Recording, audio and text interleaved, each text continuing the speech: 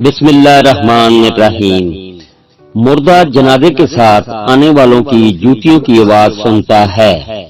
حضرت انس بن مالک رضی اللہ عنہ سے مروی ہے کہ رسول کریم صلی اللہ علیہ وسلم نے فرمایا، بندہ جب اپنی قبر میں رکھ دیا جاتا ہے اور اس کے ساتھ یعنی اس کے جنازے کے ساتھ آنے والے واپس چل دیتے ہیں اور ان کی جوتیوں کی آواز وہ سن رہا ہوتا ہے، اتنے میں اس کے پاس دو فرشتے آتے ہیں، وہ اس کو بٹھاتے ہیں، پھر اس سے پوچھتے ہیں، تم اس شخص محمد صلی اللہ علیہ وسلم کے بارے میں کیا کہتے تھے؟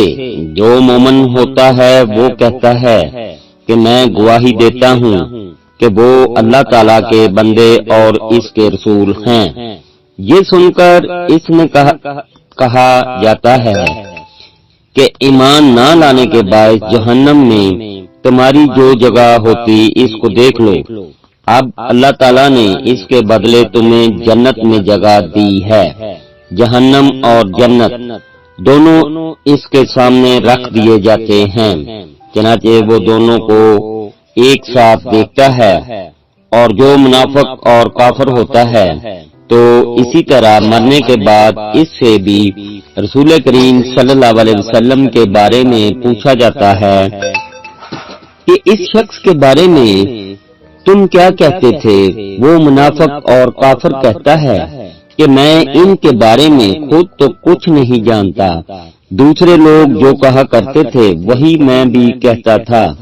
اس کے اس جواب پر اس کو کہا جاتا ہے کہ تو نے نہ تو خود جانا اور نہ ہی جاننے والوں کی پیروی کی، پھر لوہے کے گردوں سے اسے مارا جاتا ہے، جس سے وہ اس طرح چیختا ہے کہ انسان و جنات کے علاوہ اس کے ارد گرد کی ہر چیز اس کا چیخنا سنتی ہے۔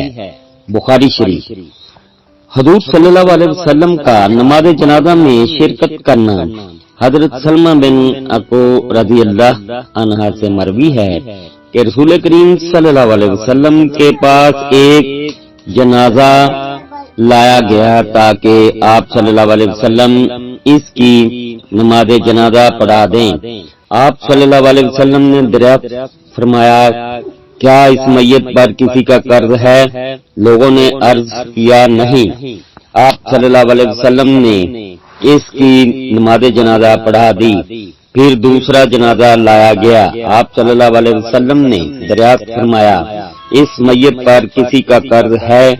لوگوں نے عرض کیا، جی ہاں۔ حضور صلی اللہ علیہ وسلم نے صحابہ اکرام رضی اللہ عنہ سے فرمایا، تم لوگ اپنے ساتھی کی نماز جنازہ پڑھ لو۔ حضرت ابو قتادہ رضی اللہ عنہ نے عرض کیا، یا رسول اللہ صلی اللہ علیہ وسلم، اس کا قرض میں نے اپنے ذمہ لے لیا۔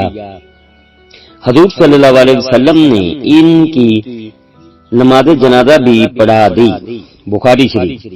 اسی حوالے سے حضرت ابو سعید خدری رضی اللہ عنہ بیان فرماتے ہیں کہ حضور نبی کریم صلی اللہ علیہ وسلم کی خدمت اقدس میں ایک جنازہ پڑھانے کے لیے لایا گیا تو آپ صلی اللہ علیہ وسلم نے دریافت فرمایا کہ اس مرنے والے پر کوئی قرض تو نہیں ہے؟ لوگوں نے بتایا کہ ہاں اس پر قرض ہے۔ حضور صلی اللہ علیہ وسلم نے تو رسول کریم صلی اللہ علیہ وسلم نے فرمایا، تم لوگ اس کی نماز جنازہ پڑھ لو، میں نہیں پڑھوں گا۔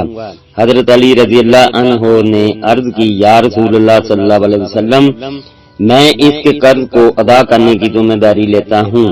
چنانچہ حضور نبی کریم صلی اللہ علیہ وسلم آگے بڑھے اور نماز جنازہ پڑھائی، پھر ارشاد فرمایا، اے علی رضی اللہ عنہ، اللہ تعالیٰ تجھے آگ سے بچائے اور تیری جان بخشی ہو، جیسے کہ تو نے اپنے اس مسلمان بھائی کے قرض کی ذمہ داری لے کر اس کی جان چھڑائی۔ کوئی بھی مسلمان ایسا نہیں ہے جو اپنے مسلمان بھائی کی طرف سے اس کا قرض ادا کرے، مگر یہ کہ اللہ تعالیٰ قیامت کے روز اس کو رہائی عطا فرمائے گا۔ اللہ پاک ہر مسلمان کو اپنے حفظ و ایمان میں رکھے، آمین ثم آمین یا رب العالمین۔ اللہ حافظ۔